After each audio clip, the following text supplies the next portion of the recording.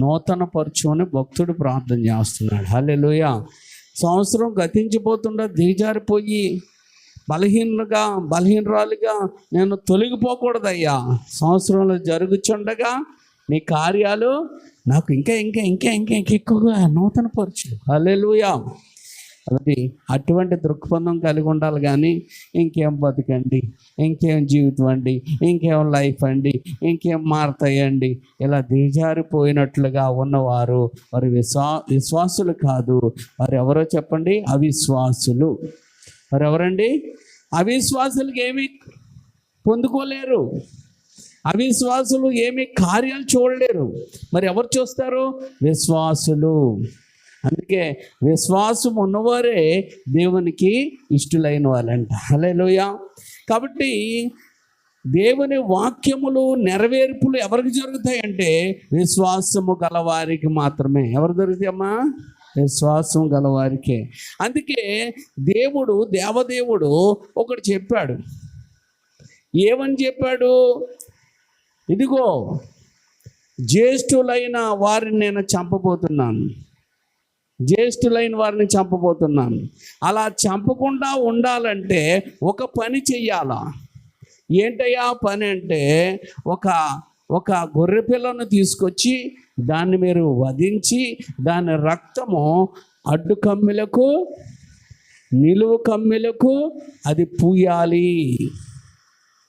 అదే నేను అంటాను, అది గొర్రెపిల్ల రక్తం అక్కడ, కానీ ఇక్కడ యేసయ్య రక్తము. హల్లెలూయా. చూసారా, అక్కడ గొర్రెపిల్ల రక్తం పూయాలని చెప్పాడు. ఎక్కడది? నిర్గమాకాండము 12వ అధ్యాయము. నిర్గమాకాండము 12వ అధ్యాయములో మనం చూసుకోగలిగితే అక్కడ ఏమంటే మోషే ద్వారా దేవుడు ఈ రీతిగా మాట్లాడుతున్నాడు అన్నమాట.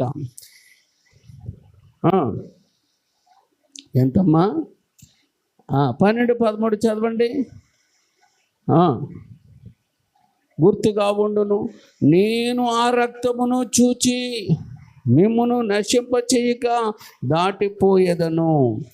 నేను ఐగుప్తు దేశమును పాడు చేయుచుండగా మిమ్ము సంహరించుటకు తెగులు మీ మీదికి రాదు. ఆమేన్. దేవుని స్తోత్రం. కాబట్టి ఈ దినము మీకు జ్ఞాపకార్థమైనదగును. మీరు యెహోవాకు పండుగగా దానిని ఆచరించవలెను. తరతరములకు నిత్యమైన కట్టడగా దాన్ని ఆచరించవలెను. ఆమేన్. దేవుని స్తోత్రం. ఏమంటే ఒకరోజు కాదంటే తరతరములు. అందుకే అక్కడ మనం చూచుకున్నట్లయితే 15 కూడా అంటాడు, 7 దినములు పులియన రొట్టెలను తినవలెను, మొదటి దినం ఎండ్లో నుండి పొంగినది అంటాడు. ఇలా కొన్ని చెబుతూ చూడండి, మనం అక్కడ చూచుకోగలిగితే 16 ఆ దినములు యందు ప్రతివాడు తినవలసినది మాత్రమే మీరు సిద్ధపరచవచ్చును, అదియో గాక మరి ఏ పనియు చేయకూడదు. పులియన రొట్టెల పండుగ మీరు ఆచరించాలి. ఏం చేయాలా? ఆచరించాలి. అందుకే ఇది మీకు నిత్యమైన కట్టడ. 17 చివరి మాట, ఇది మీకు నిత్యమైన కట్టడ. హల్లెలూయా. ఇది నిత్యమైన కట్టడ, ఇది తరతరములు ఉంటుంది అన్నాడు. హల్లెలూయా. హల్లెలూయా. దీని పేరే ఏంటండి? దీని పేరేటి? నిత్యమైన కట్టడ. దీని పేరేటి? పస్కా. చూడండి 12:11 చివరి మాట, అది యెహోవాకు పాస్కా బలి అన్నాడా? పాస్కా అనగా అర్థం ఏంటంటే దాటిపోవుట. ఏంటండి? దాటిపోవుట. ఏడు దాటిపోతుంది పాస్టర్ గారు? ఏడు దాటిపోతుంది పాస్టర్ గారు? మరణము దాటిపోతుంది. అప్పుడప్పుడు పాడతాం, మరణం నన్ను ఏం చేయలేదు. నిన్నెందుకు చేయలేదు? మరణం నేను నాశనం చేస్తుంది. మరి నిన్నెందుకు చేయలేదు? మరణం నన్ను ఏం చేయలేదు, మరణం నన్ను ఏం చేయలేదు అని గొప్పగా పాట పాడుతున్నాం ఏంటి అంటే, మనకు గొప్పగా ఆధారం ఏంటంటే దేవుని మాట. ఆ దేవుడు మనకు మాట ఇచ్చాడో ఏమని? నా రక్తపు కింద ఎవరైతే ఉంటారో, నా రక్తాన్ని ఎవరైతే ఆశ్రయిస్తారో, నా రక్తాన్ని ఎవరైతే పూసుకుంటారో వారిని మరణం ఏం చేయలేదు.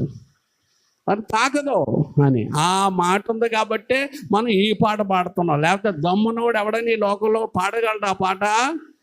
ఆ మరణం అంటేనే బాబు ఆ మాట ఎత్తకండి అంటారు. మొన్న ఒక కుర్రోడు చచ్చిపోయాడంటే ఇలాగే ఉంటాడంటే వెంటనే అల్లిపోతా తల్లి మా అబ్బాయిని చూపించి అలాగన్నాడండి అంటారు. క్రైస్తవుల్లో కూడా అలాంటి భయాలు ఉన్నాయి. అందుకే ఎప్పుడన్నా మరణం కోసం చెప్పాల్సి వస్తే మా పిల్లల్ని మా కోసం మేము పెట్టుకొని చెప్పుకుంటాం. కొంతమందికి ఏంటంటే అలాగ అనేసాడు, ఇలాంటి ఆమె చచ్చిపోయింది అనేసాడండి నన్ను చూసి, అంటే ఇవిడికి ఏదో మరణం వచ్చేసినట్టు కంగారు పడిపోతుంది. అంటే మరణం అనే మాట వినగానే వణుకు ఎవరికి అవిశ్వాసం ఉన్నవారికి. కానీ మరణం ఉన్న మాట ఎత్తితే ధైర్యం ఎవరికి ఉంటుందంటే వారు యేసు రక్తం చేత కడగబడి యేసు క్రీస్తుని నమ్ముకున్న వారికి. హల్లెలూయా, హల్లెలూయా.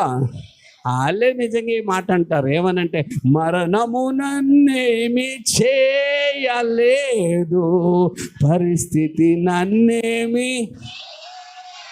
మరణమే నన్నేం చేయలేదు, పరిస్థితులు ఏం చేస్తాయి? చూడండి, పరిస్థితుల కంటే బలమైనది ఏంటి చెప్పండి? పరిస్థితుల కంటే బలమైనది మరణం. ఆ మరణమే నేనేం చేయలేదట, ఇంకా పరిస్థితులు ఏం చేస్తాయి? ఉఫ్ అంటే ఊరిపోయి పరిస్థితులు అవి మారిపోతాయి. ఏమంటే ఇప్పటి వరకు దిక్కుమాలి దానిగానే ఉన్నాం. అంటే గోడ తవ్వుతుంటే ఎంత చొంబు ఎంత బింది పట్టదు, అందుకంటే బంగారం ఉంది, అయిపోయింది పరిస్థితి అంత మారిపోయింది. హల్లెలూయా. అంతేగా పరిస్థితి మారడం ఎంత? హల్లెలూయా. అంటే క్షణాల్లో రోజుల్లో మారిపోతాయి నీ పరిస్థితి అంతా. అందుకే అంటారు పెద్దలు, వాళ్ళ బళ్ళు అవుతే బళ్ళు వాళ్ళు, అది ఎవరిని తక్కువగా చూడకూడదు. హల్లెలూయా. ప్రతి మనిషిని గౌరవంగా గొప్పగా చూడాలా. ఇప్పుడు నీకు ఏదో భోగం వచ్చిందని వైభోగం వచ్చిందని సిద్ధులైతే రేపు పొద్దున్న నీ పరిస్థితి మారిపోతుంది. అందుకే ఎవరిని పోగొట్టుకోకూడదు, ఎవరిని మనం తోలనాడకూడదు. ప్రతి ఒక్క బిడ్డ ప్రతి ఒక్క వ్యక్తి చాలా గొప్పవారే. హల్లెలూయా, హల్లెలూయా. అర్థమవుతుందా? ఓడలేమవుతే బళ్ళు అంటే చేంజ్ అయిపోతాయి పరిస్థితులు.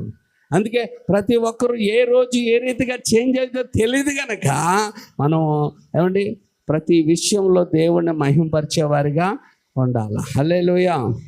ఇక్కడ పాస్కా అన్నాడు ఏంటంటే 11 చివరి మాటలు ఏంటండి? అది యెహోవాకు పాస్కా బలి. అందుకే ఇక్కడ 21 చదవండి, నిర్గమకాండము 12వ అధ్యాయం 21 కాబట్టి మోషే పెద్దలందరినీ పిలిపించి వారితో ఇట్లను, మీరు మీ కుటుంబముల చొప్పున మందలో నుండి పిల్లలను తీసుకొని పాస్కా పశువును వధించుడి అన్నాడు. ఏమన్నాడండి? వధించండి. దేవుని స్తోత్రం. ఆ వధించబడిన పాస్కా ఆ రోజు ఏం చేసిందంటే జ్యేష్ఠులైన వారి విషయంలో మరణం లేకుండా చేసింది. దేవుని స్తోత్రం. ఏమండి పాస్కా అంటే ఏంటి చెప్పాను నేను? అర్థమా? దాటిపోవుట. ఏడు దాటిపోతుంది, మరణం దాటిపోతుంది, ఇంకేం దాటిపోతుంది? తెగులు రోగం కూడా దాటిపోతుంది. హల్లెలూయా. రోగం కూడా రాకుండా దేవుడు నేను ఏం చేస్తాడంటే రోగాన్ని కూడా దాటి వెళ్ళిపోంటాడు. నీకు అర్థమవుతుందా? మరణం రావాలంటే ఏముండాలా? రోగం ఉండాలా, తెగులు. అదే కరోనా, మనం చాలామంది చచ్చిపోయారు. ఎందుకు చచ్చిపోయారు? కరోనా తెగులు. ఆ తెగులు వారికి సోకింది, వారు చచ్చిపోయారు. ఇప్పుడు మొన్న ఏదో పురుగు కొడుతుందంట. ఏమండి ఆ పురుగు కొడుతుంటే ఆ బ్యాక్టీరియా లోనకు పోయి ఏమండి మెదడుని డ్యామేజ్ చేసి వారు చచ్చిపోతున్నారు. చాలా జాగ్రత్తగా ఉండాలి. వాంతులు విరోచాలు జ్వరాలు వస్తే వెంటనే మీరు టెస్ట్ చేయించుకోండి అని డాక్టర్లు చెప్తున్నారు. అంటే దేన్ని బట్టి చచ్చిపోయారు? ఊరనే చచ్చిపోయారా? కాదు, తెగులు. అందుకే నిన్ను నన్ను మరణము నుండి తప్పించడం అంటే తెగులు నుండి నిన్ను కాపాడతాడు. దేవుని స్తోత్రం. హల్లెలూయా, హల్లెలూయా. ఈరోజు చాలామంది ఊరకనే చచ్చిపోరండి. తెగులు వచ్చింది. ఏ తెగులు వచ్చింది? ఏదో తెగులు వచ్చింది. ఆ తెగులతో ఏమవుతున్నారు? చచ్చిపోతారు. హల్లెలూయా, హల్లెలూయా. కాబట్టి నిన్ను మరణము నుండి తెగులు నుండి ఆయనే నిన్ను కాపాడుతాడు, తప్పిస్తాడు. పాస్కా అంటే ఆ తెగులు ఆ మరణము నిన్ను దాటి వెళ్ళిపోవడానికే కానీ నేనేం చేయడానికి వెళ్ళలేదు. హల్లెలూయా. నేను దాటిపోయి వెళ్ళిపోతుంది. హల్లెలూయా, హల్లెలూయా. నువ్వు చూస్తావు కానీ ఆ మరణం నేనేం చేయలేదు.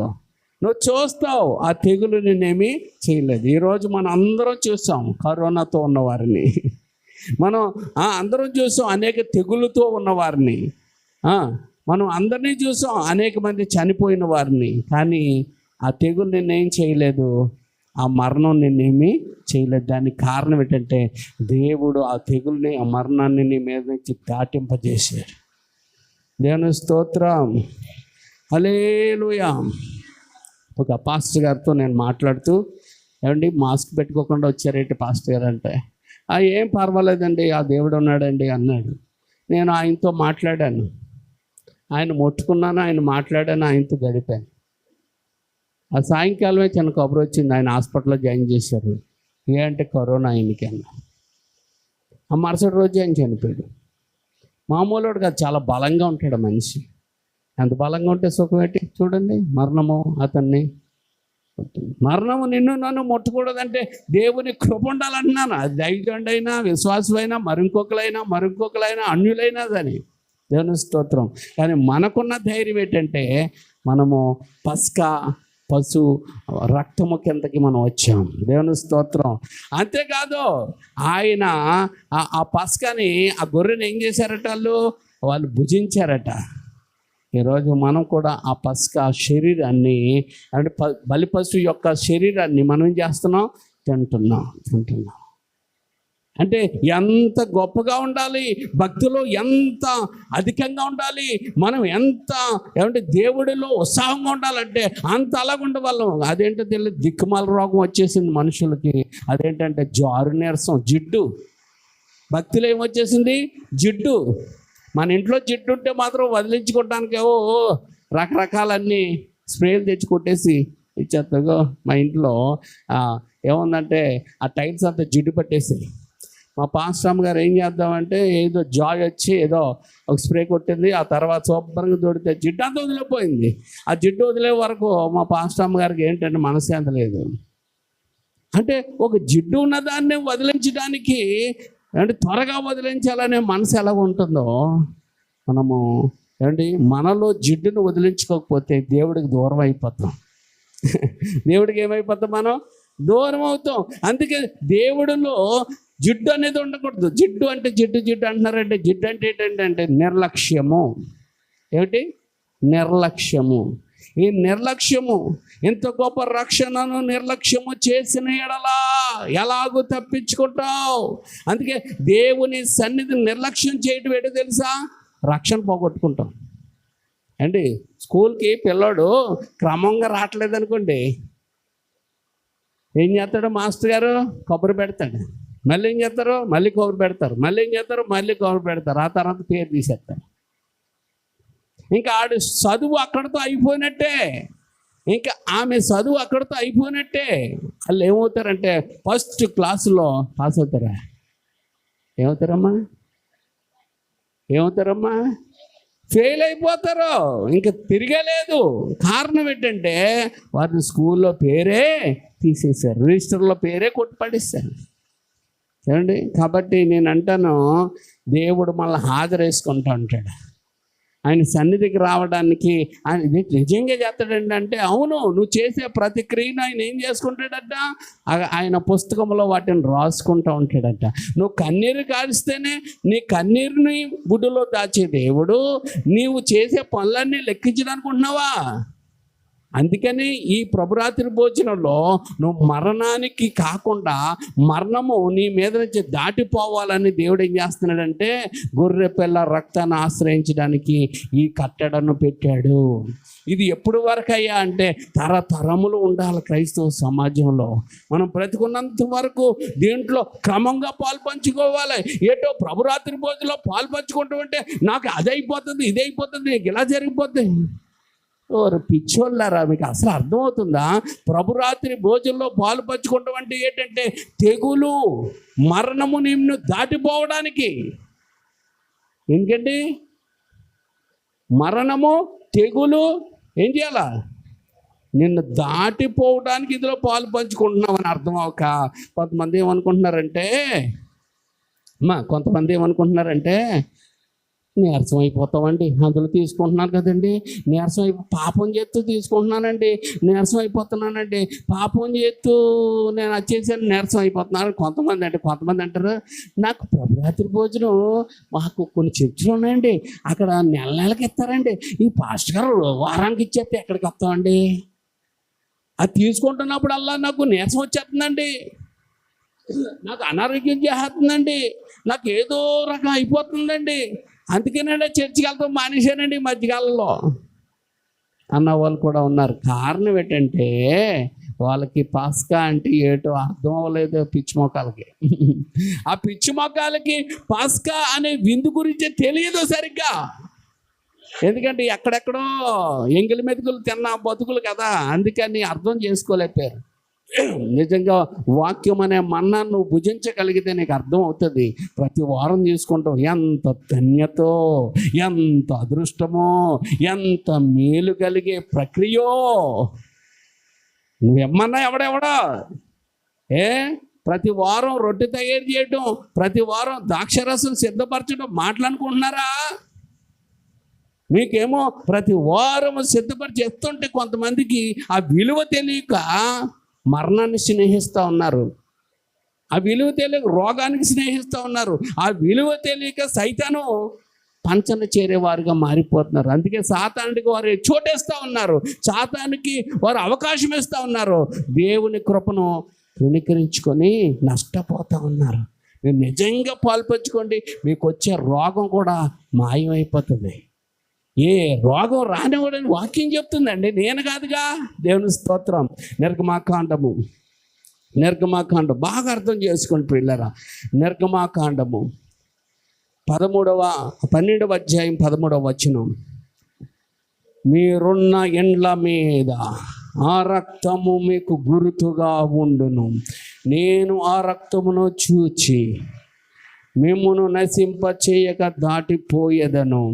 నేను ఐగుప్తు దేశమును పాడు చేయుచుండగా మిమ్ము సంహరించుటకు తెగులు మీ మీదకి రాదు. ఆమేన్. ఎంత గొప్ప వాగ్దానం అండి. తెగులు మీ మీదకి రాదు. ఎందుకు అంటే మీ మీద రక్తం ఉన్నది, మీ ఇళ్లకు రక్తము పూయబడి ఉంది. మీ ఇంట్లో చొరబడ్డ అవడానికి అవకాశము లేదు. దేనికి లేదు? మరణానికి లేదు, తెగులుకి లేదు అండి. తెగులు వస్తే మరణం వస్తుందండి, తెగులుకి లేదు, మరణానికి నీకు మీద ముట్టడానికి లేదు. హల్లెలూయా, హల్లెలూయా, హల్లెలూయా. అందుకనే నీ కొరకు, నా కొరకు, మనందరి కొరకు పస్కా బలి పశువుగా యేసు క్రీస్తు ప్రభువారు బలైపోయారు. పస్కా బలి పశువుగా నీవు నేను చచ్చిపోవాల్సిన స్థానాన్ని తీసుకొని ఆయన బలైపోయి ఆయన రక్తాన్ని అంతా కార్చాడు. ఇప్పుడు ఆయన రక్తముతో మనం కడగబడాలా.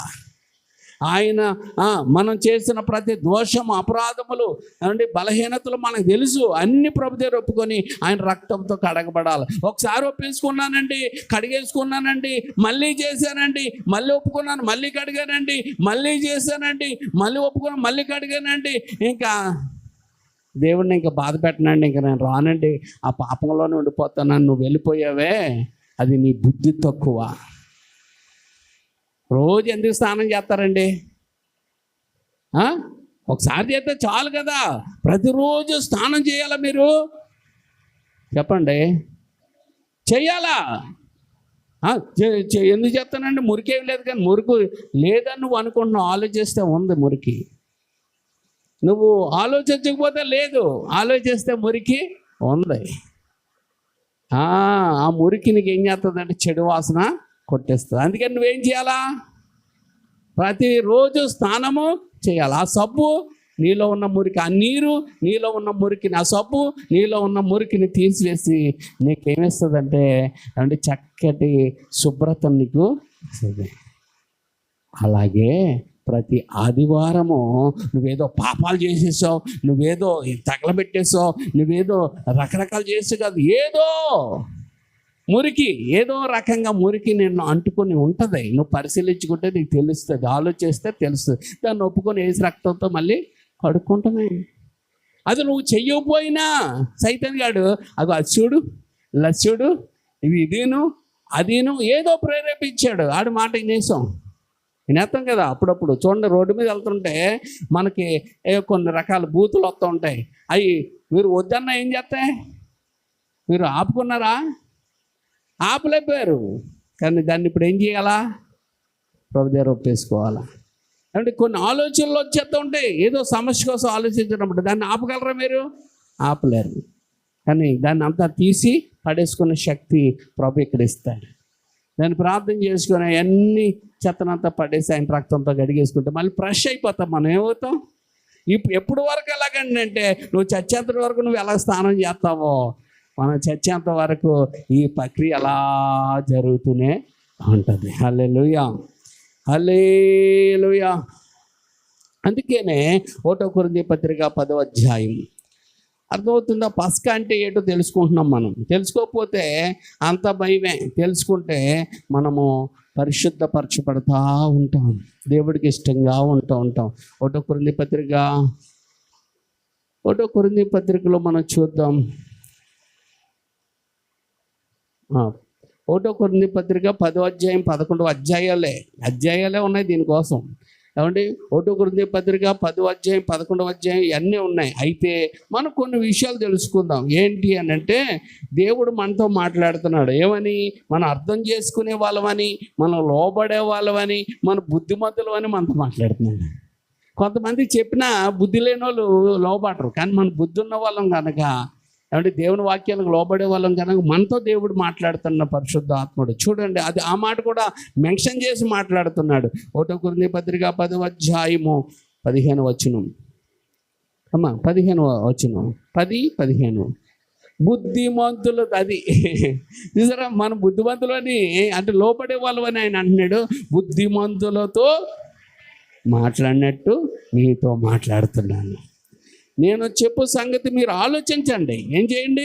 ఆలోచించండి. ఏంటయ్యా మీరు నువ్వు చెప్తున్న ఆ మాట అంటే 16, మనము దీవించు ఆశీర్వచనపు పాత్రలో ఉన్నది త్రాగుట, క్రీస్తు రక్తములో పాలు పుచ్చుకునుట. ఏంటి? వాళ్ళు ఏంటంటే గడపలకే పూసుకున్నారు. ఇప్పుడు మనం రక్తం ఎక్కడ తీసుకుంటున్నా? లోనకే తీసుకుంటున్నాం. హల్లెలూయా. ఇంకెంత కాపుదల, ఇంకెంత బలము, ఇంకెంత శక్తి. హల్లెలూయా. తర్వాత మనము విరుచు రొట్టె, అదేనా? మనము విరుచు రొట్టె తినుట, క్రీస్తు శరీరంలో పాలు పుచ్చుకున్నట్టే కదా. అందుకే మధ్యన రొట్టె రట్లేదు. కొన్ని సంఘాల్లో ఏం చేస్తున్నారు తెలుసా?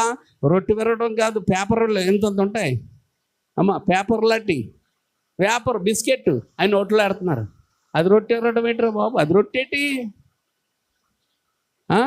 ఇంకొకసారి సంఘంలో ఏంటి? బన్నలు ఎత్తున్నారు. ఏంటమ్మా బన్న రొట్టెటి అని నువ్వు రొట్టె అని పిలుతున్నది రొట్టె కాదు. దాన్ని రొట్టె అనకూడదు. రొట్టె అంటే ఏంటి తెలుసా? మీ ఇంట్లో చేస్తారు చూడండి, దళసరిగా ఉంటుంది, ఇంత ఉంటుంది, దాన్ని రొట్టె అంటారు. అందుకే చపాతీలు కూడా రొట్టె కాదు. రొట్టెలు ఎలాగుంటాయండి? దళసరిగా ఉంటాయన్నమాట. దాన్ని రొట్టె అంటారు. బలంగా ఉంటుంది రొట్టె. తిన్నామంటే గొడవ వెళ్ళిపోద్ది నీకు. దేవునికి స్తోత్రం. అది ఇప్పటికి కూడా బల్ల మీద పెడతా ఉంటారు. ఇటు 6 12 సన్నటి రొట్టెలు అంటారు. ఇశ్రాయేల్లో పెడతారు ఇప్పుడు కూడా. హల్లెలూయా. కాబట్టి ఆ రొట్టె అనేది బిస్కెట్గా ఉండకూడదు. పాస్టర్లు ఈ మధ్యన కొంతమంది ఆ బిస్కెట్లు ఇస్తున్నారు, పంచి పెడుతున్నారు. ఎంత ఉంటుంది? కట్ట దొంతర తీసుకొచ్చి అలా పెట్టేయడమే.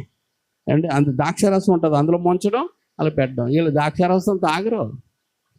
కాబట్టి ద్రాక్షారసము ఏమండి దేవుని రక్తానికి సాదృశ్యంగా ఉంది అని అంటారు అన్నమాట. కానీ బైబిల్ అలా చెప్పట్లేదు. అది నా రక్తము అన్నాడు అంతే. అది ఎప్పుడైతే ప్రార్థన చేసి ఇస్తారో అది దేవుని రక్తమే.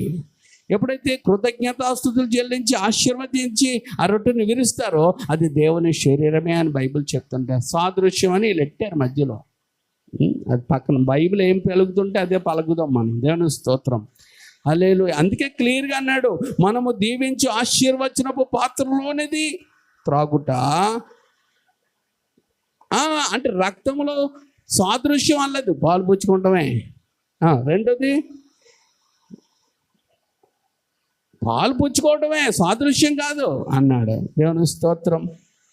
అందుకే రొట్టె ఒకటే కనుక అనేకులమైన మనం ఎవరని చెప్పండి? అనేకులమైన మనము ఒక శరీరమే. అందుకే ఎవరిలైనా ఏదైనా బాధ కలిగితే మనకు కూడా బాధ కలగాల.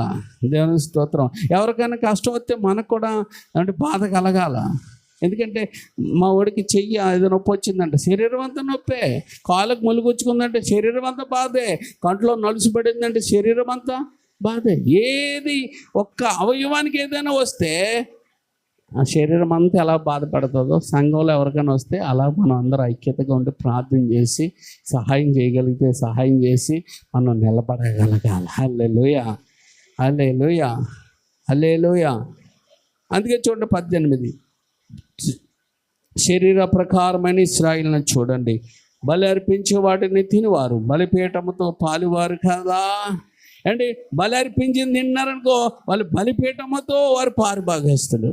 అందుకే అంటే బలి ఇచ్చిని మనం తినకూడదని ఎందుకంటారంటే, ఆ బలి ఎవరికి ఇస్తారంటే దేవుడికి కాదు, విగ్రహాలకి ఇస్తారు. 19 అంటే చూడండి. ఇక నేను చెప్పింది ఏమి, విగ్రహార్పితంలో ఏమైనా ఉన్నదని, విగ్రహంలో ఏమైనా ఉన్నదని చెప్పేదాను లేదు, కానీ అన్యజనులు అర్పించు బలులు దేవునికి కాదు.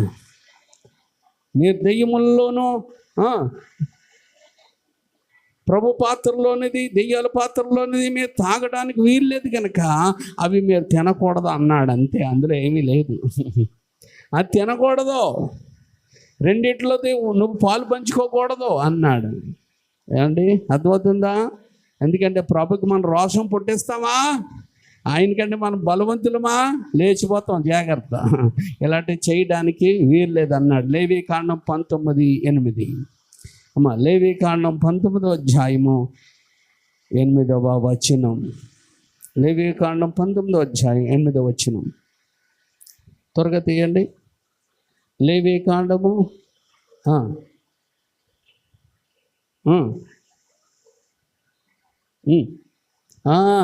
అలా తిన్నవాళ్ళు ఏమంటే దేవుడికి ఏమంటే ఆ కలకం తెచ్చినాడు, పరిశుద్ధతను. అందుకే నువ్వేం చేయాలంటే ఒప్పుకోవాలి. ఏం చేయాలమ్మా, ఎలా పడితే అలా తినేయడానికి కాదు. ముందు దేవుడి దగ్గర నీ దోషాలు పొరపాట్లు అన్నీ ఒప్పుకొని, అప్పుడు ప్రభువా ఇదిగో నాయనా నువ్వు ఇచ్చావు కనుక శరీరం తెంచి ఉండగా నాకు శక్తి, బలము, ఆరోగ్యం ఇచ్చి మీ కొరకు నన్ను వాడుకోండి, నిలబెట్టండి, నీ సాక్షిగా నిలబెట్టండి అని ప్రార్థన చేసుకోవాలి. హల్లెలూయా. అప్పుడు మనకేమవుతుంది, తెగులు దూరం అవుతుంది, మరణం దూరం అయిపోతుంది. హల్లెలూయా, హల్లెలూయా. చూడండి, యేసు ప్రభు వారు కూడా మీరు యోహాను సువార్త 18:39 ఏమంటే యేసు ప్రభుని ఎప్పుడు తీసుకెళ్లారు అనుకుంటున్నారు? యేసు ప్రభుని పస్కా రోజు పట్టుకున్నారు. పస్కా రోజు పట్టుకొని, పండగ రోజు పట్టుకొని ఆయన తీసుకెళ్ళి ఏం చేశారు అండి? తీర్పు తీర్చడానికి నిలబడ్డారు. అప్పుడు ఈ పిలాతు అంటాడు, ఒరే బాబు పండగ కదా మీకు, ఈ పండగలోని పాపం చేసిన ఒక్కడిని క్షమించి విడుదల చేయటం మనకు ఒకటి ఉంది, మీకుంది ఆ ఆచారం, కాబట్టి ఈ యేసును వదిలేస్తానని చెప్పారు. అప్పుడు వాళ్ళందరూ ఏం కోరుకున్నారు? మాకు యేసు వద్దు, బరబ్బా కావాలనుకున్నారు. ఈ లోకం అలాగే ఉంది. మంచి కోరుకోండిరా బాబు అంటే చెడు కోరుకునే లోకం. అందుకే త్రాగుడు, జోదం, వ్యభిచారం, మోసం వీటినే మనుషులు కోరుకుంటున్నారు. ఏమండి, ఎంత దారుణం అండి. ఈ మధ్యన ఆడవాళ్ళు, ఈ మధ్యన అటు ఇటు కాలనీ వాళ్ళు, ఆడవాళ్ళు, మగవాళ్ళు అందరూ కలిసి ఏం చేస్తున్నారంటే చిందేస్తున్నారు. ఏమేస్తున్నారమ్మా? చిందు. ఎక్కడమ్మా? రోడ్ల మీద. ఎంత దూరం అమ్మా? ముంచి అంతవరకునే, ముంచేసి అంతవరకు వీళ్ళు ఏం చేస్తున్నారు? ఆడలేదు, మొగలేదు, మందేసేసి అమ్మా చిందేసుకుంటూ వెళ్తున్నారు. అది భక్తి అనుకుంటున్నారు. అది భక్తి. ఆడ మొగ కాబట్టి డ్యాన్స్ వేస్తున్నారు. అంత మాత్రం ఆగట్లే. ఇంకొకడు ఆడ కాదు, మొగ కాదు, వాళ్ళు కూడా డ్యాన్స్ వేస్తున్నారు. అంటే లోకం ఎట్టిపోతుందంటే ఇది సొదొమ, అంటే ఆనాడు కాలంలో సొదొమ గొమొర్రాలో జరిగినట్లుగా నోవాహు కాలంలో జరిగిన దినాలని మనకు అర్థం అవ్వాలా. మంచిని ద్వేషించి పాపాన్ని ఏమంటే హత్తుకొని ఏమంటే విర్రవీగి తిరుగుతున్న రోజులు ఇవి. మంచి చెబుతుంటే కెట్టదో, అంతా చెడు చెడు చెడు చెడు మాటలు, చెడు ఆలోచనలు. అందుకే స్టీవెన్సన్ అంటాడు, అమ్మా ముసలమ్మ ముచ్చట్లు కట్టిపెట్టండి అంటాడు. చెడు మాటలు సభలంటే నువ్వే ముందుంటావమ్మా అంటూ ఉంటాడు. చెడు మాటలు మాట్లాడుకుంటే మాత్రం జనాలు పోగైపోతారు, మంచి మాట్లాడితే మాత్రం జనాలు మెల్లిగా జారుకుంటారు. ఏమండి, అలాంటి సమాజంలోనికి మనం వచ్చేస్తాం అన్నమాట. అందుకే ఏమంటే యేసుక్రీస్తును వదులుతాను అంటున్నాడు ఎవరు? పిలాతు. కానీ వాళ్ళందరూ ఏమంటున్నారు తెలుసా? మాకు యేసు ప్రభువద్దు, ఆ బరబ్బను వదలండి అంటాడు. బాబోయ్, ఈ పాప దోషం నా మీద నా పిల్లల మీదకి రాకూడదంటే వాళ్ళు అంటారు, రానివ్వండి మా పిల్లల మీదకి, మా మీదకి రానివ్వండి అన్నారు వాళ్ళు. అందుకే మీకు ఒక విషయం తెలుసా? బుద్ధిహీనులు ఏది కోరుకుంటారో అదే వారి నెత్తి మీదకి వస్తుంది అన్నట్టు. ఏమండి, ఆ మాట అయిన యేసుప్రభు చనిపోయిన తర్వాత 70 సంవత్సరాలకి, యేసుప్రభు చనిపోయిన ఒక 30-35 సంవత్సరాలకి ఏమైందో తెలుసా? అంటే మొదటి శతాబ్దం 60 నుంచి 70 సంవత్సరాలు ఏమైందంటే టైటస్ అన్న చక్రవర్తి వచ్చాడు. వాడు వచ్చి యెరూషలేములో ఏయో నిధులు ఉంటాయని ఏం చేశాడంటే, వాడు తవ్వినప్పుడు ఈ యూదులందరూ వెళ్ళారు, వాళ్ళందరిని నరికించేశాడు. ఏం చేశాడు? నరికిస్తే రక్తము ఏరులై పారిందంట. అంటే ఎంత రక్తమో చూడండి.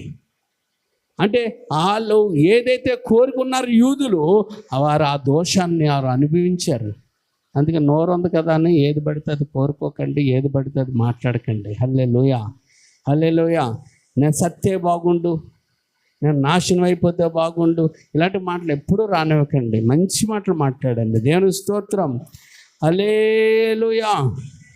అందుకే వారు కోరుకున్నది వారు అనుభవించారు. అందుకే మంచి కోరుకోండి, బ్రతుకు కోరుకోండి అమ్మా, నాశనమో కోరుకోవద్దు. అందుకే నోరు చాలా పవర్ఫుల్ అండి.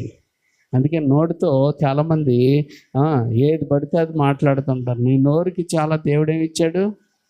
దాన్నే నరుల గోళ అన్నారు. నరుల గోళకే నల్లరాయి పగిలిపోతుందంటే మనుషులు ఏమంటే నీ మీద ఏడుస్తున్నారు అనుకో, ఆ ఏడుపు నీ కుటుంబానికి శాపం చేస్తావు. అయితే నువ్వు యేసు ప్రభు నందు ఉన్నావు కాబట్టి నిన్ను ఎంతమంది చూస్తే ఏడిసినా నువ్వు ఎదిగిపోతూ ఉంటావు, కానీ వాళ్ళు పాడైపోతారు.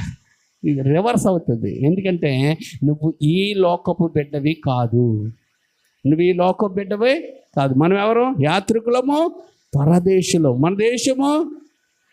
మన దేశము పరలోకము, నా దేశము పరవాసి నేనెలా, నేను యాత్రికుడను, పరలోకము నా దేశము పరవాసినిలా, నేను యాత్రికుడను. హల్లెలూయా. మనది ఇది కాదు. ఎప్పుడైతే నమ్మి బాప్తిసం పొంది రక్షణ పొందుకున్నామో మన దేశం ఏదైపోయింది ఇప్పుడు?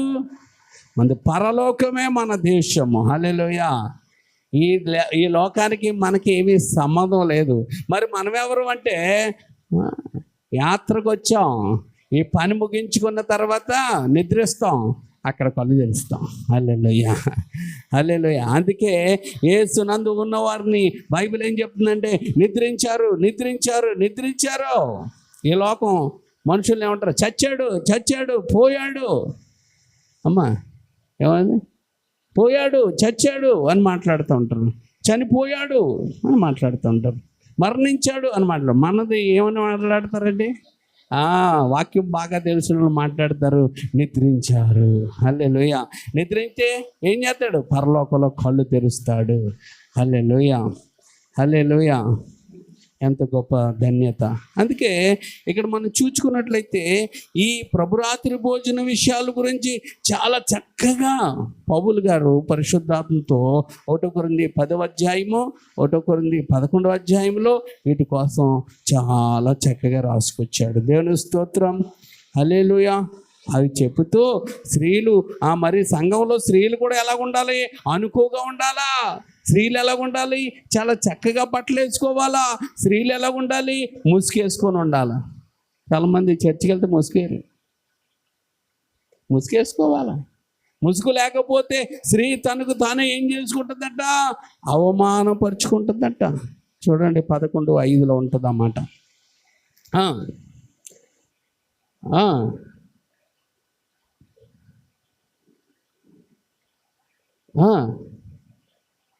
ముసుక అలాగే ఎందుకు అన్నాడంటే బుద్ధి రావడానికి అన్నాడు అంతే, కత్తిరించుకోమని కాదు, బుద్ధి రాకుండానికి. అందుకే ఆవిడ ఏం చేయాలా? ముసుకేసుకుంటాం అంటే విధేయత చూపడం. ఎవరికి విధేయత చూపించడం? ఏమండి ఎవరికి? దేవుడు పురుషుడు పోలిక, సంఘము స్త్రీ పోలిక కనుక ముసుకేసుకుంటున్నాం అనమాట. మరి మీరెందుకు వేసుకోరండి అంటే పురుషుడు దేవుని పోలిక, అందుకే మీకు శిరస్సుగా ఉంటాను అంటారు. అదే అనమాట. అంతేగాని మీ మీద పెత్తనం చేయడానికి ఏం కాదు. ఎందుకంటే ప్రభు మన మీద ఎప్పుడు పెత్తనం చేయడు. మరి ఏం చేద్దాం? మనతో కలిసి ఆయన నడుస్తాడు. హల్లెలూయా, హల్లెలూయా. అందుకే యేసుక్రీస్తు పెత్తనం చేసే దేవుడు కాదు, పెత్తనం అప్పగించే దేవుడు. ఏం చేసాడమ్మా? పెత్తనం అప్పగిస్తాడు మనకి. ఇది చెయ్యండి అది చెయ్యండి అని అంటాడు. కానీ ఏమంటే ఆయన మనకు చేసి మనకు నేర్పుతాడు. అందుకే యేసు ప్రభు శిష్యులు అన్నారు నేను గొప్ప అంటే ఆయన ఏం చేసాడు తెలుసా? ఏమీ మాట్లాడకుండా ఒక బేషన్తో నీళ్ళు పెట్టుకొని వచ్చాడు, అంటే టవల్ అట్టుకొని వచ్చాడు. రండ్రా బాబు అని కాలు కడుగుతున్నాడు. అయ్యో ప్రభు, మా కాళ్ళు నువ్వు కడగడం పెట్టి, మీ గురువు గారు మీరు కడగడం ఏంటి అంటే అప్పుడు అన్నాడు, ఎవరు గొప్ప తెలుసా? ఇగో నేను చేస్తున్న పని చేసే వాళ్ళు గొప్ప అన్నాడు. అంటే ఏం చేస్తున్నాడు ఆయన? తగ్గించుకొని పని చేస్తున్నాడు.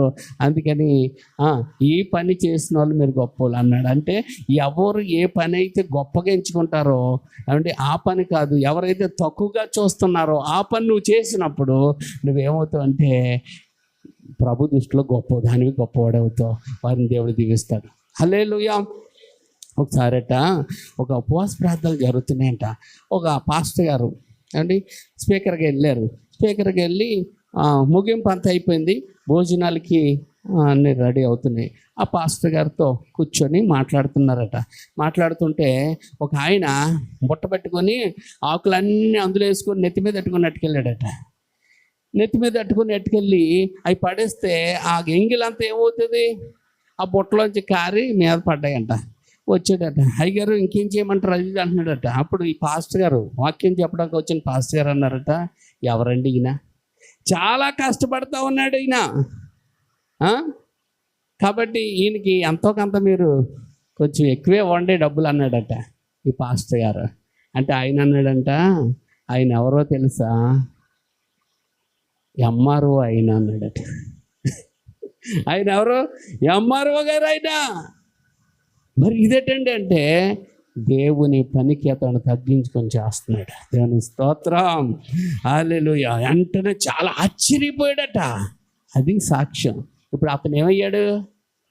ఎంఆర్ఓ అనే మాట కంటే అతడు చేసిన పనిని బట్టి ఈ సేవకుడి దగ్గర అతడు ఏమయ్యాడు? దేవుడి దగ్గర హెచ్చించబడ్డాడు. హల్లెలూయా. అదనమాట ఆ రీతిగా. అందుకే ప్రభు సన్నిధిలో నువ్వు కలెక్టర్ అయినా పెద్ద ఆఫీసర్ అయినా ఎవరైనా అందరము సమానమే. హల్లెలూయా. కాబట్టి ఎవరు గొప్పవాళ్ళంటే నువ్వు ఎంత గొప్పదానివైనా ఎంత గొప్పవాడివైనా ఏమిటి ఎన్నిక లేని పనులు చేయడానికి స్పీడ్గా వచ్చావే, దాన్ని బట్టి ప్రభు నిన్ను గొప్ప చేస్తాడనమాట. హల్లెలూయా, హల్లెలూయా, హల్లెలూయా.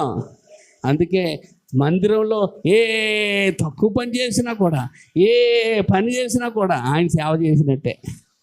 ఏమండి దేవుని గురించి, దేవుని గణపరచడానికి ఏ మాటలు చెప్పినా కానీ దేవుడు సేవ చేసినట్టే. హల్లెలూయా, హల్లెలూయా. ఈ విషయాన్ని జ్ఞాపకం చేసుకోవాలా. అందుకే ఏమండి ఒక్కొక్కరు ఎలా మార్చబడ్డారంటే, ఇప్పుడు వాకింగ్ చెప్తున్నాను, ఎమ్మెల్యే వచ్చేసారు, ఎమ్మెల్యే గారిని పిలిచాం, వాకింగ్ చెప్తున్నాను, ఎమ్మెల్యే గారు వచ్చారు. ఎమ్మెల్యే గారు లేట్ అయిపోయారు, వాకింగ్ మొదలెట్టేస్తాం. ఇప్పుడు ఎమ్మెల్యే గారు వచ్చేసారు. ఇది ఎమ్మెల్యే గారు వచ్చారు, అలా ఎప్పుడు చేయకూడదు. ఇప్పుడు పాస్టర్లు అందరూ అలాగ మారిపోయారు. అంటే మాట్లాడుతున్నది ఏంటి? దేవుని వాక్యం. అంటే ఎవరు? పరిశుద్ధాత్ముడు బోధిస్తున్నాడు. మరి బోధిస్తున్నప్పుడు ఆడ కూర్చోబెట్టాలంతే, లేకపోతే సైలెంట్గా ఎక్కడన్నా కూర్చోబెట్టాలంతే. అంతేగాని ఈ మైకి లాగేసుకొని ఏయో చెప్పి అలా చేయకూడదు. ఒకసారి అలాగే రాజయ్య అన్న ఆయన ఏమండి తెలంగాణలో జరిగింది. రాజయ్య అన్న ఆయన మన పవన్ కళ్యాణ్ గారు ఏం చేస్తున్నారు ఇప్పుడు? డిప్యూటీ సీఎం ఆయనకి ఇచ్చారు, రాజయ్య గారికి. ఆ రాజయ్య గారు డిప్యూటీ సీఎం ఇచ్చారు, జానారెడ్డి గారు ముఖ్యమంత్రి. అయితే విషయం ఏంటంటే ఏమండి ఈయన దళితుడని ఈయనకి ఇచ్చారనమాట, డిప్యూటీ సీఎం. అయితే ఆయన క్రిస్మస్కి హాజరయ్యారు. వాక్యం ఎవరు చెప్తున్నారు? ఎడ్వర్డ్ విలియం గారు వాక్యం చెప్తున్నారు. వాక్యం చెప్తుంటే అయ్యారు వస్తారు హడావిడి చేస్తున్నారు. అందరు లేచిపోయి, ఆయన వస్తే అందరు లేచిపోయి హడావిడి చేస్తున్నారు. ఈ పాస్టర్లు అందరూ హడావిడి చేస్తున్నారు. ఆయన వచ్చి చూస్తున్నాడు. అప్పుడు ఈయన ఏమన్నాడంటే, ఆయన్ని స్టేజ్ మీదకి తీసుకురావడానికి గుంపు అంతా తయారైపోయారు. అంటే ఇప్పుడు ఏం చేస్తారు? వాక్యానికి ఏం చేస్తున్నారు? వాళ్ళు ఆటంకపరిచేస్తున్నారు. అప్పుడు ఆయన అన్నాడు, రాజయ్య గారు మీరు అక్కడే ఉండండి, కూర్చోండి, అక్కడే కూర్చోండి అన్నాడు. అనగానే ఆ రాజయ్య గారు మీరు అక్కడ కూర్చోండి అనగానే కోపం వస్తుంది ఆయనకి. కోపం వచ్చి టింగ్ మళ్ళీ వేసి వెళ్ళిపోయాడు. ఏం చేశాడు? వెళ్ళిపోయాడు. అప్పుడు ఆయన అన్నాడు, దేవుడికి విలువ ఇచ్చిన వారిని దేవుడు దీవిస్తాడు, దేవుడికి విలువ ఇవ్వకపోతే రాజయ్య గారు ఆ పొజిషను మారిపోతుంది అనేసాడు. ఆ వారంలోనే రాజయ్య గారు డిప్యూటీ సీఎం నుంచి తొలగించేశారు. చూసారా? అంటే దేవుడికి ఏమి ఇవ్వాలా? ఎవరైనా సరే విలువ ఇవ్వాలి.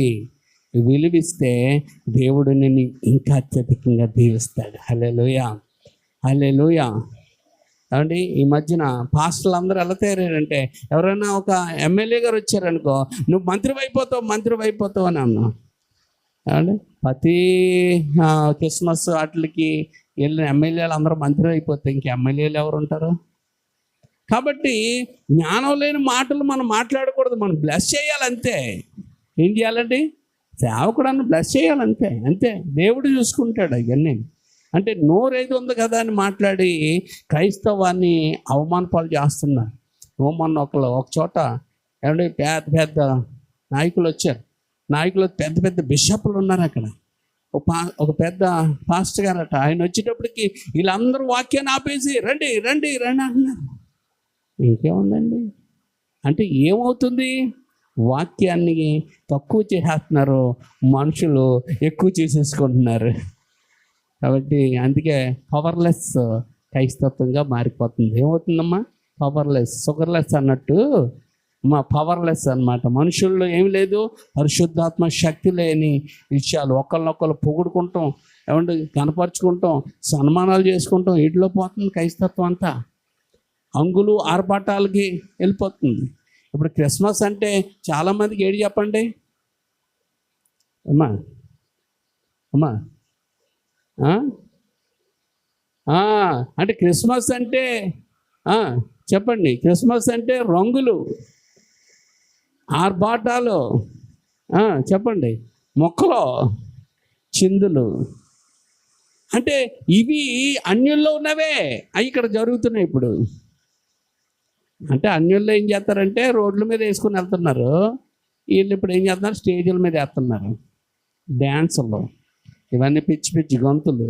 అవి గతించిన కాలం మనకు అయిపోయింది. ఇంకా మనకి అవి ఏమీ లేవు ఇంకా.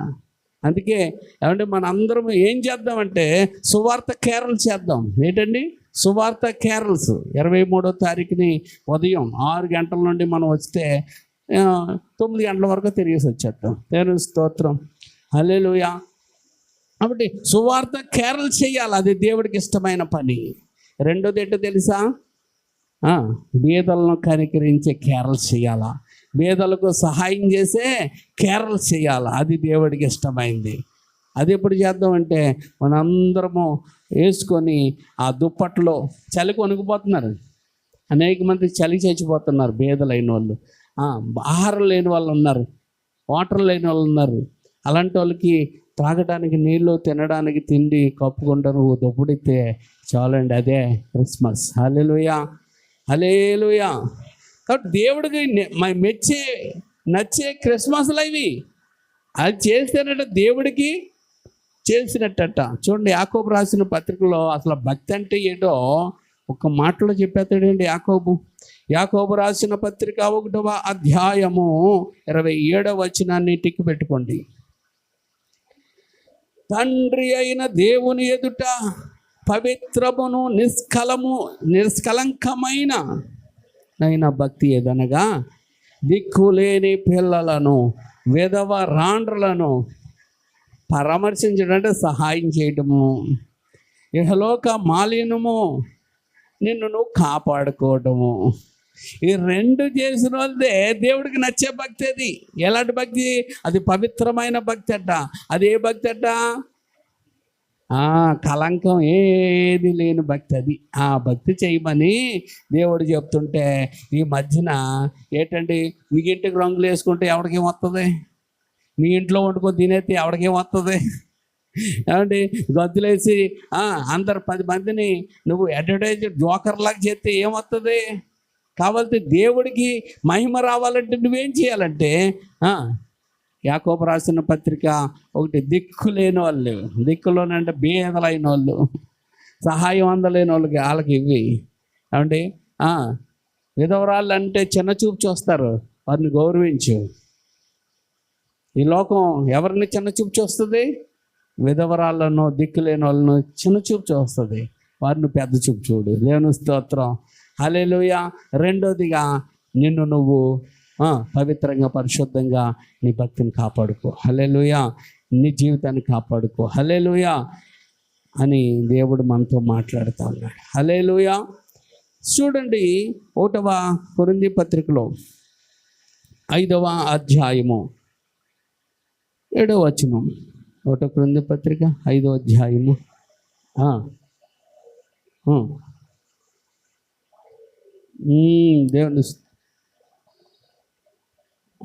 దేవుని స్తోత్రం, హల్లెలూయా. ఇక్కడ అంటున్నాడు, ఏమండి, మీరు ఏం చేస్తారు అంటే, మీరు కొత్త పిండి అవ్వాలా, కొత్త ముద్ద. పాత ముద్దగా మీరు వండకూడదు, కొత్త ముద్ద. ఒకసారి సాంబార్ మిగిలిపోయిందంట. మాకు నాటి కాలంలో అన్నం వండుకుంటే, కూర వండుకుంటే డబ్బులు ఉండేవి కాదు. కూర వండుకోవాలంటే ఒక 30 రూపాయలు 40 రూపాయలు అవుతుండేవి. అందుకని ఎందుకులే అని 10 రూపాయలు సాంబార్ పక్కనే ఉంది కదా అని తెచ్చేసుకొని తినేసేవాళ్ళం. ఇలా తెచ్చేసుకుంటే ఒకరోజు కూడా అలా తెచ్చుకోగానే తినగానే ఇంక చూడండి, మరి అందరూ కూడా కళ్ళు తిరిగి పడిపోయారు చాలామంది. నేను బయటికి వెళ్ళాను, నీరసం అయిపోయాను, చాలా విరోచనాలు పట్టేసుకున్నాయి. ఇలాగుంటే ఆ తర్వాత ఏమైందని ఎంక్వైరీ చేస్తే ఆ సాంబార్, నిన్నటి సాంబారు ఈరోజు సాంబార్లో కలిపేసాడట. అంటే ఫుడ్ పాయిజన్ అయిపోయింది అనమాట. అంటే అలా కలపడం వల్ల ఏమొచ్చింది? అపాయం వచ్చింది. అపాయం రావడమే కాదు, ఆ హోటల్ అంతా ముయించేశారు కూడా, తీసేశారు అక్కడ. కాబట్టి వాడి బిజినెస్, వాడి వ్యాపారం అంతా పోయింది. వాడి కక్కుర్తి పని చేయడం వల్ల ప్రాణాలు పోలేదు. అది చాలా విషయం. కాబట్టి నీవు కొత్త ముద్ద అవ్వడానికి ఉండాలి, కానీ నువ్వు పాతదైన పులిపిండి నీలో ఉండడానికి వీల్లేదు. అలా పులిపిండి ఉన్నది కనుక నిన్ను చూసి ఎవరు క్రైస్తవులుగా మార్చబడట్లేదు. అలా పులిపిండి ఉంది కనుక నీ జీవితంలో సంపూర్ణమైన దేవుని కార్యాలు జరగడం లేదు, దేవుని అద్భుతాలు జరగడం లేదు. ఎందుకు అంటే ఆ పులిపిండి ఆపేస్తుంది. ఏం చేస్తుందమ్మా?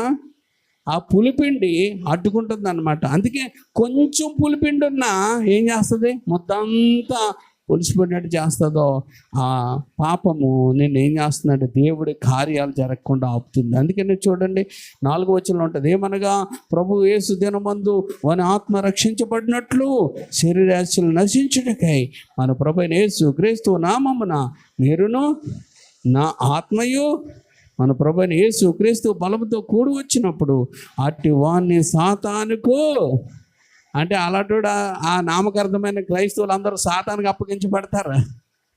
మీరు అనుకుంటున్నారు ఆడు కూడా మనతో పరలోకి వచ్చేస్తారు అనుకుంటున్నారు. ఈ పిట్టకథలు, కట్టుకథలు బట్టి ఒకడు పిట్టకథ చెప్పాడట. ఒకడు పాపం చేసుకుంటూ ఉండి బాగా డబ్బు ఎత్తున్నాడంట. సంఘంలో పాపం చేసుకుంటూ రకరకాలుగా ఉన్నారట. అందరూ అడిగారట, ఆడు పాపం చేసుకుంటాడు పాస్టర్ గారు, అతను మెచ్చుకుంటున్నారేంటి, అతను గొప్పగా చేస్తున్నారేంటి, అది అంటే అప్పుడు ఆ పాస్టర్ గారు ఒక కథ చెప్పిస్తారట. అందుకే ఈరోజు కథలు ఎక్కువ చెప్పేవాళ్ళు ఉన్నారు. అది వాక్యాధారం ఉండదు, కథ చెప్తారు. ఆ కథ ఏంటంటే, సువార్తకి వెళ్ళారట. సువార్తకి వెళ్తే అందులో ఏమండి ఒక తాగుబోతుడు డ్రైవర్ ఉన్నాడట. వాళ్ళందరూ అన్నవారు, తాకండి మరి మనం చచ్చిపోతాం, ఇలాగైపోద్ది అలాగైపోద్ది అంటే అతడు ఏమండి అతను అలాగే చేస్తూ ఉండేవాడట. ఒకరోజు బాగా తాగేసి లోయలో పెట్టేశాడట. అందరూ చచ్చిపోయారట. అప్పుడు దేవదూతలు వచ్చేసారట.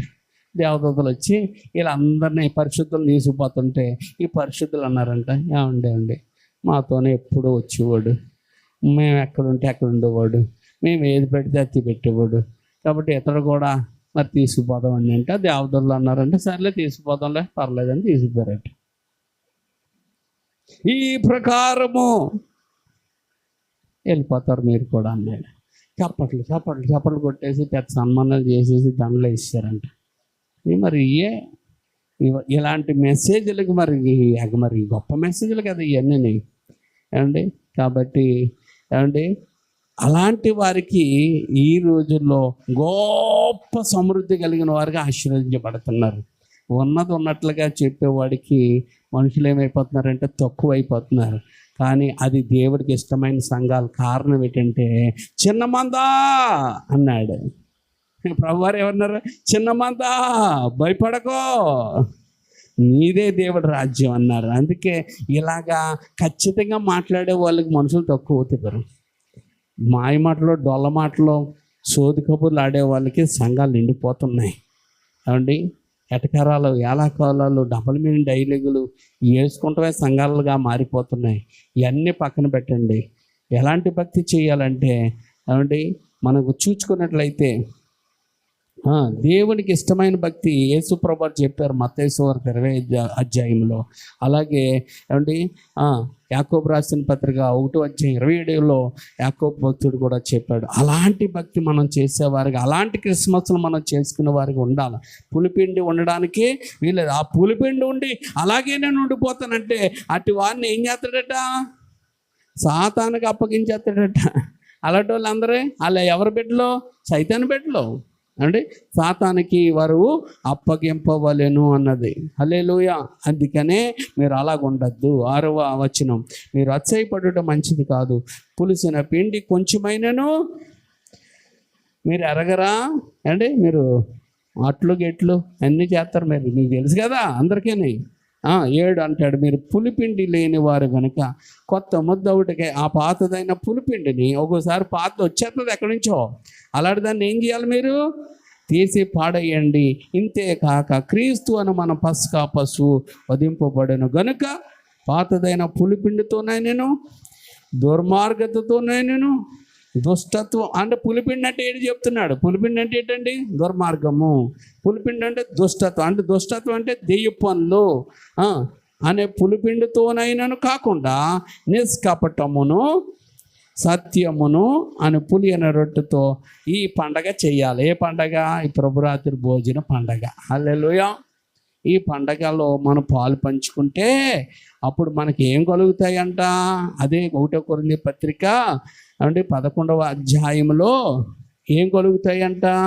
ఇలా చేయడం వల్ల మాకు ఏం కలుగుతాయ్యా అంటే 29 అంటాడు, ప్రభువు శరీరం అని వివేచింపక. దీన్ని తిరగేసి నేను చదువుతాను.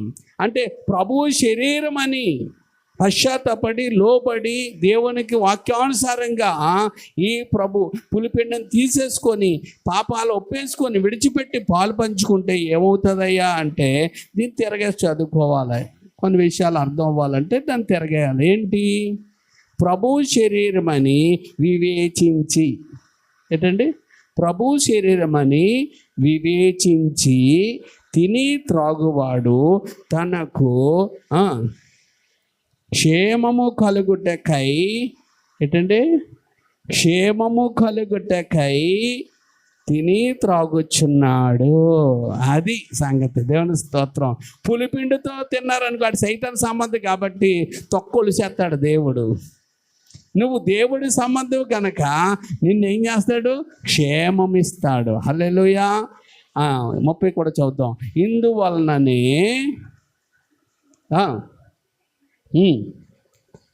నేను చదువుతాను చూడండి 30వ వచనం. దాన్ని తిరగేసుకుంటాను. ఇందువలననే అంటే మీరు యోగ్యంగా పాలు పంచుకుంటున్నారు కాబట్టి ఇందువలననే మీలో అనేకులు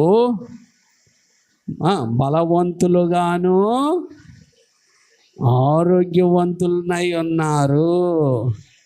చాలామంది ఎక్కువ ఆయుష్ను పొందుకుంటున్నారు. అది దేవుని స్తోత్రం. ఏం పొందుకుంటున్నారు? ఎక్కువ ఆయుష్ను పొందుకుంటున్నారు. దేవుని స్తోత్రం. హల్లెలూయా. పులిపిండి ఉండి తీసుకుంటే ఇంకెందుకురా నీ వల్ల ఎక్కువ అవమానం వస్తుంది, ఇంకెందుకమ్మా నీ వల్ల ఎక్కువ అవమానం వస్తుంది, ఇంక నువ్వు ఇగో నీకు అవకాశం ఇస్తున్నాను అని మంచం మీద పెడతాడు. మంచం మీద, అయ్యా ఇన్నిసార్లు నువ్వు చెప్పినా వినలేదయ్యా, ఇంకొక అవకాశం ఇవ్వయ్యా, నా పాపములన్నీ క్షమించయ్యా అంటే ఇంకా అయిపోయిందిలే నీకు అవకాశం. నువ్వు పశ్చాత్తపడ్డావు కాబట్టి నువ్వు నిద్రిస్తావు. నువ్వేమవుతావు? నిద్రిస్తావు అంటే నా పరలోక రాజ్యానికే వస్తావు, నువ్వు ఎక్కడికి పోవు. ఎందుకు? నిన్ను పశ్చాత్తాపంలో నడిపించి తీసుకుపోతున్నాను కనుక. హల్లెలూయా. అర్థమవుతుందా మీకు? అంటే దేవుడు ఎవరిని కూడా, పాపం చేసిన వాళ్ళు కూడా, అంటే ఏదో చిన్న పాపం చేశాడు, కొన్ని పాపాలు చేశాడు, వినట్లేదు మాట అని నరకానికి పంపించడు. వాళ్ళకి కూడా అవకాశము ఇస్తాడు. ఎంత మంచి దేవుడు చూడండి. హల్లెలూయా. హల్లెలూయా. నాకు తెలిసిన ఒక జార్జ్ అనే ఒక వ్యక్తి ఉండేవాడు. అతడు ఏమంటే భక్తి భలేగా భక్తి చేసేవాడు. చాలా వాళ్ళ ఆవిడ ఎప్పుడో నమ్ముకుంది. వాళ్ళ ఆవిడ సరిగ్గా లేకపోతే పాస్టర్ గారు, పాస్టర్ అమ్మ కాదు, భాగ్యం గారు పాస్టర్ గారు అనేది. పాస్టర్ గారు భాగ్యం గారు అన్నామంటే తక్కువ శాతం నీకు అనేవాడు. ఏంటంటే అమ్మగారు అయ్యగారు అనాలి. నువ్వు ఏమనాలా? అయ్యగారు అని గౌరవించాలా. నువ్వేంటి పాస్టర్ అంటున్నావు అని మాట్లాడితే ఆవిడ ఆశ్చర్యపోయేది. ఎందుకంటే అతను ఎలా అనుకుంటున్నారు? భయంకరమైన రౌడీ. ఒకసారి తాగేసి ఇంట్లో పడుకున్నాడు. ఆ డోక్రా గ్రూప్ వాళ్ళు వచ్చారు. అలా ఆ డోక్రా గ్రూప్ వాళ్ళు 10 మంది కదా, 10 మంది డోక్రా గ్రూప్ కట్టట్లేదని వచ్చారు వాళ్ళ ఇంటికి. మేమే పక్కనే ఉన్నాం. వచ్చినప్పుడు అంటే వాళ్ళు కేకలేస్తున్నారు. ఈ ఆడవాళ్ళు వచ్చి, డోక్రా గ్రూప్ కట్టకపోతే మా మీద పడిపోద్ది అది ఇది అని కేకలేసి రకరకాలుగా తిడతా ఉన్నారు. అంతే లోన్ నుంచి వచ్చాడండి. అలా ఆవిడని తిట్టారు. లోన్ నుంచి వచ్చాడండి. ఒక్కొక్కరిని దొరికినట్టు కొట్టేసి దెబ్బ పరుగులెట్టేసాడు ఆడల్ని. అటు పరుగులు ఇటు పరుగులు దొరికినట్టు కొట్టేస్తుంటే పారిపోయారనమాట. అది చూసి అమ్మ ఇంత కిరాతకుడేట్రా బాబు, ఆడల్ని ఎంత దారుణంగా తరిమి కొట్టేస్తున్నాడటి అని ఆ రోజు అనుకున్నాం. అలాంటి దేవుడు మార్చి మా సంఘంలో ఒక విశ్వాసగా పెట్టి నడిపించుకున్నాడు. హల్లెలూయా. బాగానే ఉంది. కానీ కొన్ని రోజులు అయిన తర్వాత అతనిలోకి ఏమొచ్చిందంటే పులిపిండి వచ్చింది. ఏమొచ్చింది? పులిపిండి. పాపం. ఇక్కడ ఎవరు లేదు, సిగరెట్ తాగితే బాగుంటుంది, సిగరెట్ కాల్చాడు. అంటే కాల్చేసి ఏమి ఎరగలేంటాడు, దగ్గు ఎక్కువ వచ్చేస్తుంది. ఏవయ్యా దగ్గు వస్తుందంటే ఏం లేదు, నిజం చెప్పు అన్నప్పుడు ఇలా సిగరెట్ కాల్చానండి. ఇలాగ ఒకదానికి ఒకటి లింక్ చేసుకుంటూ పోయాడు. కోమాలోకి వెళ్ళిపోయాడు. ఒకసారి బతికొచ్చాడు, మళ్ళీ కోమాలోకి వెళ్ళాడు. చూడండి దేవుడు ఎంత మంచాడో. అప్పుడు అతని పాపాలన్నీ ఒప్పుకొని బయటకు వచ్చి పాపాలు ఒప్పుకొని చచ్చిపోయాడు. ఇప్పుడు అతను ఎక్కడికి వెళ్ళాడు? ప్రభు తీసుకుపోయాడు. ఇంక నువ్వు అక్కర్లేదు లేరంతే అనుకున్నాడు. అందుకే నేను చెప్తున్నాను, దేవుడు నిన్ను నన్ను చాలా ప్రేమిస్తూ ఉన్నాడు. అయితే మనలో అప్పుడప్పుడు పులిపిండి వస్తున్న దాన్ని చూసి చూడకుండా ఊరుకోవద్దు. దాన్ని ఏం చేయండి? తీసి పడేయండి. అంతే. కనికరం పొందుకుంటూ ఉంటాం. దేవుని స్తోత్రం. అప్పుడు మనకేమొస్తుంది? బలము, ఆరోగ్యము, ఆయుష్ కూడా దేవుడు పెంచుతాడు. ఎందుకంటే పాపానికి ఏమాత్రము ఒకవేళ పాపం వచ్చినా కూడా ఉంచడానికి రోత ఉండదండి ఇంట్లో. ఉండాలి, అలా కంపు వచ్చినా పర్లేదు అనుకో కదా మనం. దాన్ని వెంటనే చూసి ఎందుకు వచ్చిందో అని తీసి పడేస్తాం. దేవుడు దాన్ని ఇష్టపడతాడు. హల్లెలూయా. అందుకే ఆ రెండింటిని, అందుకే ప్రభురాత్రి భోజనం అంటే ఏదో శిక్ష వచ్చేస్తుంది, ఏదో జరిగిపోతుంది, ఏదో నేను పాపం చేశాను, ఏదో దేవునికి విరోధంగా నేను చూశాను, దేవుడికి విరోధంగా ఏదో చేశాను అనుకుంటాం కంటే ఒప్పుకొని దాన్ని విడిచిపెట్టడం అంటే తీసి ఆ పాపం అంతటిని తీసి వదిలిపెట్టేయడం అనేది దేవుడికి ఇష్టమైంది. ఆయన రక్తంతో కడుక్కొని ఆయన శరీరంలో క్షమాపణ కోరుకొని ఆయన శరీరంలో రక్తంలో మనం పాలు పంచుకుంటే, ఆయన సిలువను జ్ఞాపకం చేసుకుంటూ పాలు పంచుకున్నది ద్వారా మరణము దాటిపోతుంది, తెగులు దాటిపోతుంది. మరి ఏం కలుగుతుందంటే నువ్వు దేవుని శక్తిని పొందుకునే బిడ్డగా, దేవుల్లో ఒక బలమైన పాత్రగా, దేవుని కాపుదల పొందుకునే బిడ్డగా మనము ఉంటాం. దేవుని స్తోత్రం. చూడండి చివరగా హెబ్రీయులకు రాసిన పత్రిక 11:28. హెబ్రీయులకు రాసిన పత్రిక 11వ అధ్యాయము 28వ వచనం. 11వ వచనం అంటే 11వ అధ్యాయం అంటే ఏంటి చెప్పండి? విశ్వాస వీరుల జాబితా ఉన్న అధ్యాయం అన్నమాట. తొలుచూలు పిల్లలను నాశనము చేయవాడు ఇశ్రాయేలీయులను ముట్టకుండు నిమిత్తము అతడు విశ్వాసమును బట్టి పాస్కాను రక్త ప్రోక్షణ ఆచారమును ఆచరించి. దేవుని స్తోత్రం. అంటే ఏ ముట్టకుండా ఉండడానికి అమ్మా, ఏది ముట్టకుండా ఉండడానికి? నాశనము చెయ్యవాడు. అమ్మా, ఎవరు ముట్టకుండా ఉండడానికి? నాశనము చేయవాడు ఉన్నాడు. వాడు ఏం చేయగలకూడదు? నిన్ను నన్ను ముట్టకుండా ఉండడానికి ఏం చేయాలంటే విశ్వాసముతో పాస్కాను నువ్వు ఆచరించాలి. హల్లెలూయా. లేకపోతే సైతాన్ గడు ముట్టేస్తాడు. పులిపిండి పెట్టుకొని నువ్వు తిన్నావు అనుకో, బయటికి వెళ్ళిన తర్వాత చెదగొట్టిచ్చేస్తాడు. అప్పుడు ఏంటో నేను దేవుడు ఆ శరీరం రక్తం తింటే నాకు ఎలాగైంది? రక్తం శరీరం తినటం వల్ల ఎలా కావలేదు? పులిపిండి పెట్టుకొని తినటం వల్ల అయ్యింది. పులిపిండి ఉంచుకోవటం వల్ల అయ్యింది. అందుకే ఈరోజు చాలా సంఘాల్లో ప్రభువుని నమ్ముకుంటున్నారు కానీ పాపాన్ని విడిచిపెట్టట్లేదు. ఏం చేయట్లేదు? ప్రభువుని నమ్ముకుంటున్నారు కానీ పాపాన్ని విడిచిపెట్టలేదు. పాపాన్ని విడిచిపెట్టకపోతే అంటే నిత్య నరకానికి వెళ్తారు, వారు సాతానికి అప్పగించబడతారు. అందుకే ప్రభురాత్రి భోజనాన్ని దేవుడు ఎందుకు పెట్టాడంటే నీ మీద తెగులు రాకూడదని, నీ మీద మరణం రాకుండా ఆయన ఏం చేస్తున్నాడు? ఆ మరణాన్ని తెగులు దాటిపోయేటట్టుగా చేయడానికే ఈ పస్కా విందును నీకు నాకు యేసుక్రీస్తు ప్రభువారు ఏర్పాటు చేశారు. చూడండి, మత్తయి సువార్తలో అదే చెప్తాడు.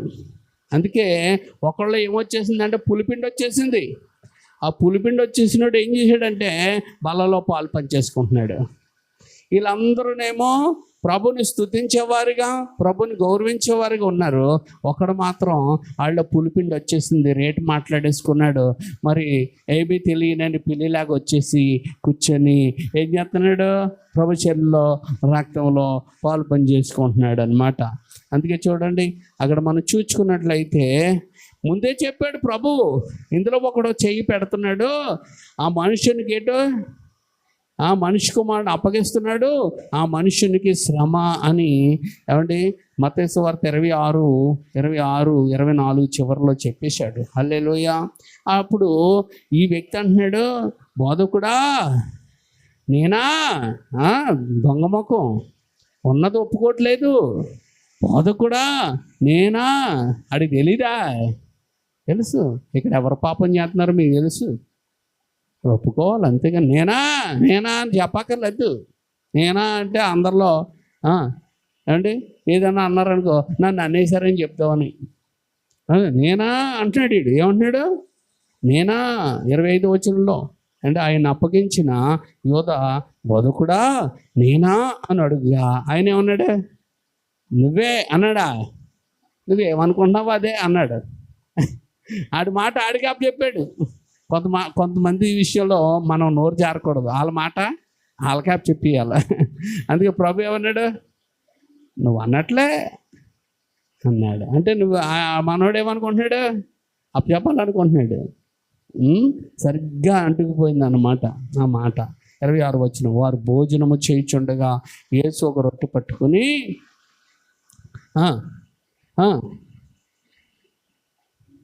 ఇది నా శరీరము, చెప్పండి, ఇది నా శరీరం అని చెప్పాను. అంటే సాదృశ్యం అని చెప్పాడా? మరి పాస్టర్లు అందరూ ఏమంటున్నారు? ఈ రొట్టెట్టుకొని ఆయన శరీరానికి సాదృశ్యం, ఆయన రక్తానికి సాదృశ్యం అని ప్రభు అన్నాడా? అసలు ప్రభు శిష్యులు కొంతమంది, చాలామంది శిష్యులు ఉన్నారు ఆయనకి, 12 మంది కాక. వాళ్ళు ఎందుకు వెనక్కి వెళ్ళిపోయారు అనుకుంటున్నారు? ఆ రొట్టె తీసుకొని ఇది నా శరీరం, ద్రాక్షరసం తీసుకొని ఇది నా రక్తం అన్నాడు. సాదృశ్యం అంటే వాళ్ళు వెళ్ళరు, కానీ రక్తం అనేసాడు, శరీరం అన్నాడు. అప్పుడు వాళ్ళు ఏమన్నారంటే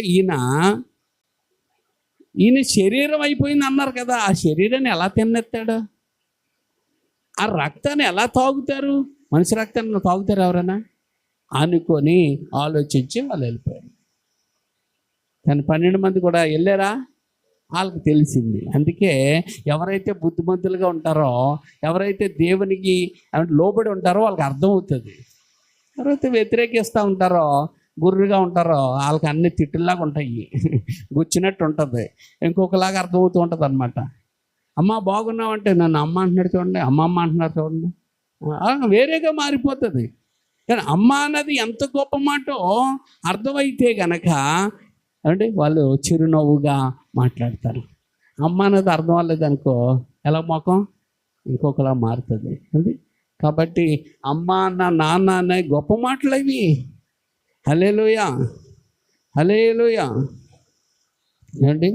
కాబట్టి ఇక్కడ ఆయన శరీరం అని చెప్పాడు. 27వ వచనంలో ఆయన గిన్నె పట్టుకుని కృతజ్ఞత చెల్లించి ఇది తాగండి, ఇది నా రక్తం అని చెప్పాడండి. చెప్పాడు. దేవుని స్తోత్రం, హల్లెలూయా. ఎప్పుడు వరకు చేయాలయ్యా అంటే అంటాడు, నా తండ్రి రాజ్యంలో మీతో కూడా నేను ఈ ద్రాక్షరసం కొత్తదిగా తాగు దినం వరకు ఇది చేయండి అన్నాడు. అంటే ఇటు ప్రభు వచ్చే వరకు చేయాలి. హల్లెలూయా. ఆ తర్వాత చివరిలో ఏం పాడారు? కీర్తన పాడారు. ఏం పాడారమ్మా? కీర్తన పాడుకొని వెళ్ళారు. అందుకే కీర్తనలు ఎప్పుడు ఉండాలంటే మొదట కీర్తన, లాస్ట్ కీర్తన ఉండాలి. హల్లెలూయా. అందుకే మొదటి కీర్తన మనం పాడుకు, లాస్ట్లో కూడా కీర్తన మరి ఏం పాడుతున్నాం అంటే మనం స్తుతి పాట పాడుతున్నాం కదా, 4 మాటలు చెప్పుకొని, అదే కీర్తన. దేవుని స్తోత్రం, హల్లెలూయా. వాళ్ళు ఆచార సంబంధమైన కీర్తన పాడారు, మనమేమో ఆయన స్తుతించి గణపరిచే కీర్తన మనం పాడుతున్నాం. హల్లెలూయా. ఇది పాస్కా అంటే. పాస్కా అంటే ఏంటమ్మా? దాటిపోవుట. ఏటి దాటిపోవుట? తెగులు దాటిపోవుట. ఏటి దాటిపోవుట? మరణం దాటిపోవుట. ఏటి దాటిపోవుట? బలహీనత దాటిపోవుట. ఏటి దాటిపోవుట? ఏటి దాటిపోవుట అండి? ఫస్ట్ తెగులు దాటిపోవుట, బలహీనత దాటిపోవుట, మరణము దాటిపోవుట. నిన్ను ప్రత్యేకం ఉంచడానికి ఈ కట్టడను ఆయన తరతరములకు నిర్ణయించాడు. హల్లెలూయా. ఇప్పుడు సంఘాల్లో లేదు ఇది. మరి ఏ సంఘాల్లో ఉంది? ఆది అపోస్తుల సంఘాల్లో ఉంది. ప్రతి ఆదివారము ప్రభు బల్ల ఇవ్వడం అనేది. కానీ ఈనాడు సంఘాల్లో ఉందా? ఎందుకు తీసేశారు? భయం. ఎందుకు భయం? ఎందుకంటే పనికిమాలోళ్ళు ఎక్కువ ఉంటారు. ఈ చివరి కాలంలో ఏముంటారు? చివరి కాలంలో పనికిమాలోళ్ళు ఎక్కువ ఉంటారు. మరి పనికిమాలోళ్ళు పొందుకుంటారు, ఇది పొందుకోరు. అప్పుడు ఏమవుతుంది? పాస్టర్కి రావాల్సిన ఇన్కమ్ రాదు. గొప్ప వాళ్ళు అంటే డబ్బు బాగా ఎక్కువ సంపాదించే వాళ్ళు ఉండరు ఇక్కడ. అందుకే ఎక్కడికి వెళ్తారు? గంతులు, అరుపులు, మెరుపులు, పొగలు, పెద్ద స్టేజులు, డీజేలు, అక్కడ పోతారు కదా. అందుకే ఇక్కడే ఒక చర్చ్ ఉంది, ఒక పాస్టర్ గారు. ఆ చర్చిలో ఎంతమంది ఉంటారంటే ఇంచుమించు ఒక 1500, 2000 మంది ఉంటారు. పల్లెటూరే, ఆయన పేరు నేను చెప్పను. అయితే ఆ పాస్టర్ గారు సత్యం తెలుసుకున్నారు. సత్యం తెలుసుకొని ప్రతి ఆదివారం రొట్టె విరవాలి, అది వాక్యం చెప్తున్న సత్యము అని తెలుసుకొని రొట్టె విరవడం మొదలెట్టారు. రొట్టె వరం మొదలెట్టితే మొదటి రోజు అంటే మొదటి ఆదివారం బాగా వచ్చారు, తీసుకొని వెళ్ళిపోయారు. రెండవ ఆదివారం 1500 మంది వచ్చారు, 500 మంది అవుట్, డ్రాప్ అమ్మా. అయితే ఆ తర్వాత 4వ వారం వచ్చింది. 4వ వారానికి 1000 మంది వచ్చారు. అంటే 500 మంది డ్రాప్. అంటే అప్పుడంతా 1000. ఆ తర్వాత మరొక వారానికి 500 మంది వచ్చారు. ఎంతమంది అమ్మా? ఆ తర్వాత 300 మంది వచ్చారు. ఎంతమంది డ్రాప్ అయిపోతున్నారు చూడండి. వీళ్ళందరూ ఎవరమ్మా? పులిపిండిని కోరుకునే వాళ్ళు. ఎంత అయిపోయారు? అప్పుడు ఆయనకి బలి వెలిగింది. నా బతుకు బస్ స్టాండ్ అయిపోయేలా ఉంది. సరే, వాళ్ళ పాపాన్ని వాళ్ళే పోతారు, వాళ్ళ నాశనాన్ని వాళ్ళే పోతారు, నాకేముంది అని చెప్పి ఏం చేసాడంటే ప్రతి శనివారం ప్రభు బల్ల ఉంటుంది, రావాల్సిన వాళ్ళు రండి అంటే ఈ 300 అన్నాను కదా, 300లోంచి దక్షిణ భాగం ఎంత? 30 మంది, 50 మంది, 60 మంది ప్రభు బల్ల తీసుకున్న వాళ్ళ చర్చలు వెళ్తే ఇంకెవ్వరు తీసుకోరు. ప్రతి ఆదివారం ఉండదు. ఎప్పుడు ఉంటుంది? శనివారం ఉంటుంది. అప్పుడే ఇచ్చేస్తారు, ఇంకా ఉండదు. అంటే ఇప్పుడు సంఘం ఎంత తెలుసా? 3000. సంఘం పెరిగిందా తరిగిందా? మన సంఘం ఎందుకు? పాపము బలమైన మనిషిని కూడా బలహీన పరిచేస్తుంది అన్నమాట. అందుకే అండి దీవెనయ్య గారు ఈ మాటను పట్టుకొని ఒక పాట రాశారు. కొంచెము పులి పిండి ముద్దంతా పులిసెను, కొంచెము పులి పిండి ముద్దంతా పులిసెను, నిర్లక్ష్యమేలా పాపపు విషయము, పాపపు జీతము మరణమేగా, పాపపు జీతము మరణమేగా. కొంచెము పులి పిండి ముద్దంతా పులిసెను, ఇంటిలో పాముంటే భయపడకుందువా, వృతిలో పాపం దాచావుగా. ఇంటిలో పాముంటే భయపడకుందువా, వృతిలో పాపము దాచావుగా, నీ వృతిలో పాపము దాచావుగా. అంటే ఈ యూదా హృదయంలో పాపం దాచాడు. ప్రభు చెప్పేసినప్పుడు మళ్ళీ నేనా అన్నాడు. నువ్వు అన్నట్లే అన్నాడు. నీకు తెలుసు ఎవరి హృదయంలో ఏముందో నాకు తెలియదు, కానీ నీకు తెలుసుగా, ప్రభుకు తెలుసుగా. ఉంటే ఒప్పుకో, లేకపోతే ఊరుకో. కొంతమంది ఎలా ఉంటుంటే నాలో పాపం లేదండి, నాలో దోషం లేదండి, నన్నే అంటున్నారు. నీలో పాపం లేకపోతే, నీలో దోషం లేకపోతే నిన్నెవరంటారయ్యా? నిన్నెవరంటారు అంటారా? మరి వాక్యంలో వస్తుందంటే వాక్యం నీకా? అమ్మా ఇప్పుడు నువ్వు పాపం చేసావమ్మా, ఒప్పేసుకున్నావు, దేవుడి దగ్గర క్షమాపణ కూడా రక్తంలో కడిగేసుకున్నావు. ఇప్పుడు మళ్ళీ అదే మాట వచ్చినప్పుడు నువ్వు బాధపడవలసిన పని ఏమనుందా? నువ్వు పరిశుద్ధురాలివే, నువ్వు క్షమాపణ పొందుకున్న దానివి, నువ్వు క్షమాపణ పొందుకున్న వాడివి. ఆ మాట నీకు కాదు. ఎందుకు? నువ్వు ఆల్రెడీ కడిగేసుకున్నావు, తుడిచేసుకున్నావు, శుభ్రం అయిపోయావు. ఇప్పుడు చెత్త ఉంది నీ ఇంట్లో అంటే నీకు అది, మరి ఎవరికే? చెత్త ఉన్న వాళ్ళకి. దేవుని స్తోత్రం. అది వివేచన అంటారు. అదే అన్నమాట. అంటే వాక్యాన్ని అర్థం చేసుకుంటాం అన్నమాట. కొంతమందికి వాక్యాన్ని ఏం చేసుకోరు, అర్థం చేసుకోరు. అంతే. ఇక్కడ ఎవరు తాగుబోతులు ఉన్నారు అన్నాం, ఇక్కడ ఎవరు తాగుబోతులు ఉన్నారు అన్నాం. నువ్వు తాగుపోలేదు, నువ్వేం చేయలేదు, మరి నువ్వెందుకు భుజాలు తడుకుంటావు, కోరుకుంటావే? అది ఎవరికి నొప్పి వస్తుంది? ఎవడో రాసి ఎవడో చేసి ఉంటాడు, ఆడికి వస్తుంది. దేవుని స్తోత్రం. హల్లెలూయా.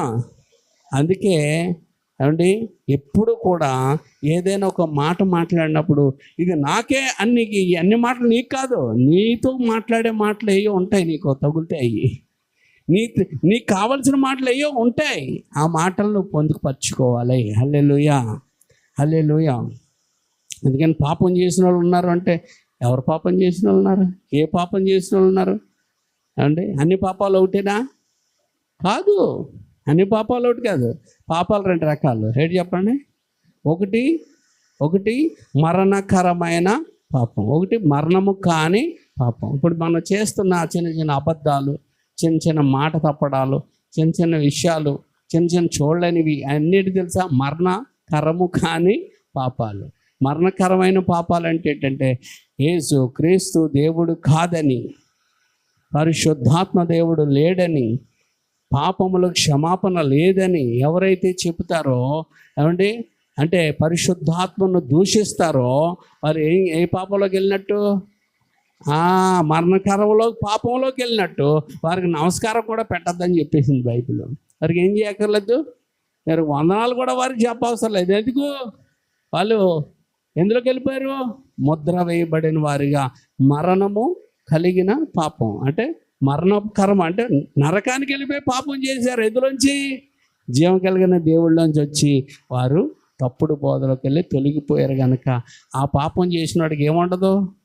పరలోక రాజ్యము ఉండదు. అందుకే యేసుక్రీస్తుని ఒప్పుకోలేనోడికి, తండ్రిని ఒప్పుకోలేనోడికి, పరిశుద్ధాత్మను ఒప్పుకోలేనోడికి ఏముండదు? పరలోక రాజ్యము ఉండదు. ఆడు ఏ పాపం చేసినట్టు? మరణకరమైన పాపము చేసినట్టు. అదనమాట. అంతేగాని అందుకే నీవు నేను సరి చేసుకొని దేవుళ్ళో బలంగా ఉండి ఆయన చెప్పుతున్న వాటికి తీర్మానం చేసుకొని నడిచేదే ఈ ప్రభురాత్రి భోజన సంస్కారం.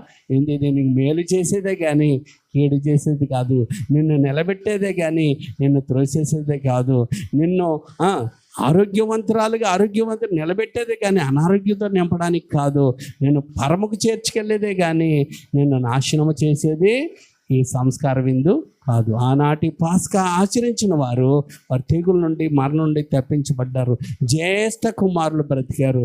ఈరోజు మనందరం ఎవరు అంటే జ్యేష్ఠ కుమారులు. మనం ఎవరు చెప్పండి? దేవుని జ్యేష్ఠ కుమారులు. అంటే జ్యేష్ఠ కుమారుడు అంటే ఏంటంటే పాస్టర్ గారు అంటే మన యేసుక్రీస్తు ప్రభువారు ఆయన జ్యేష్ఠుడు. ఆయన ఎవరండి? జ్యేష్ఠుడు. ఆయన రక్తానికి పుట్టిన మనము దేవుని పిల్లలం అయ్యాం, జ్యేష్ఠులం అయ్యాం, శ్రేష్ఠులం అయ్యాం. దేవుని స్తోత్రం. హల్లెలూయా, హల్లెలూయా. కాబట్టి ఈ మాటలను మన వినికిడిలో ప్రభు దీవించి పస్కా అనగా ఏంటి చెప్పండి? మరణము, తెగులు, బలహీనత దాటిపోవుట అనే సత్యాన్ని తెలుసుకొని మన లోపాలు పొరపాట్లు ఉంటాయి, లేవని ఉండవని అంటలే. ప్రభు దగ్గర ఒప్పుకొని ఆయన రక్తం దగ్గర ఆ క్షమాపణ కోరుగా ఆయన రక్తంతో కడుక్కొని ప్రభు శరీరముల రక్తంలో ఆయన జ్ఞాపకం చేసుకుంటూ తీసుకోగలిగితే క్షమాపణ, విడుదల, పరిశుద్ధత అండ్ బలము, శక్తి, ఆరోగ్యము, ఆయుష్నిచ్చి ఆయన కొరకు వాడుకుంటాడు. అటు కృప మనందరికీ పరిశుద్ధాత్మ దేవుడు దయచేయును గాక. ఆమేన్. దేవుని స్తోత్రం. 4 మాటలు చెప్పుకొని మనము ముగించుకుందాం. మీకు అందరికీ అర్థమయ్యి అనుకుంటున్నాను. అందుకే ప్రభురాత్రి